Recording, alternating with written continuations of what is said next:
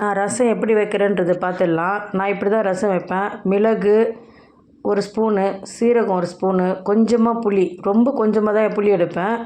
பூண்டு பல், மஞ்சத்தூள், ஒரு 1/2 ஸ்பூன் மஞ்சத்தூள், காஞ்ச மிளகா, ஒரு 4 வரமிளகா எடுத்துக்கோங்க. தேவையான அளவு உப்பு, தக்காளி. இது எல்லாத்தையுமே 1 பை 1 நான் மிக்ஸி ஜாரில் போட்டு கொரன்னு அரைச்சி எடுத்துக்குவேன்.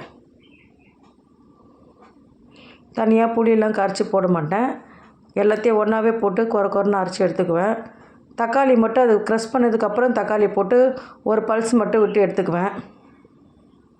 தாளிக்கிறதுக்கு கடுகு, காஞ்ச மிளகா, வெந்தயம், அப்புறம் பெருங்காயத்தூள் எல்லாத்தையும் ஒன்றா போட்டு மிளகு, சீரகம், புளி,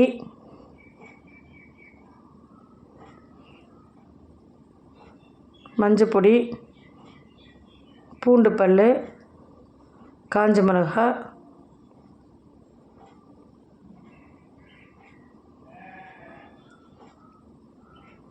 உப்பு, தேவையான அளவு உப்பு.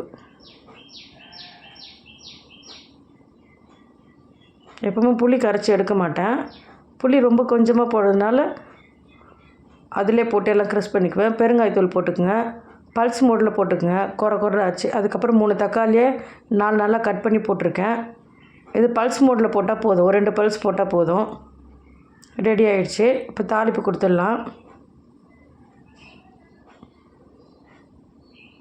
கொஞ்சமாக எண்ணெய் விட்டுக்குங்க. ரசத்துக்கு ரொம்ப எண்ணெய் போடக்கூடாது. கொஞ்சமாக எண்ணெய் விட்டுக்குங்க. அப்போ வச்சுருந்த கடுகு, வெந்தயம், காஞ்ச மிளகாய் போட்டு தாளிச்சிக்கலாம். கடுகு நல்லா பொரிஞ்சதுக்கப்புறம் நம்ம அரைச்சி வச்ச விழுது அது கூட சேர்த்துக்குங்க.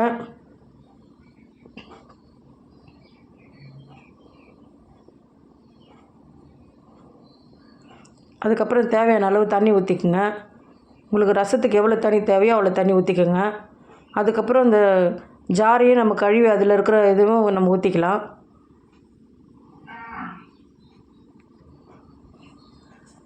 தேவையான அளவு தண்ணி ஊற்றிட்டு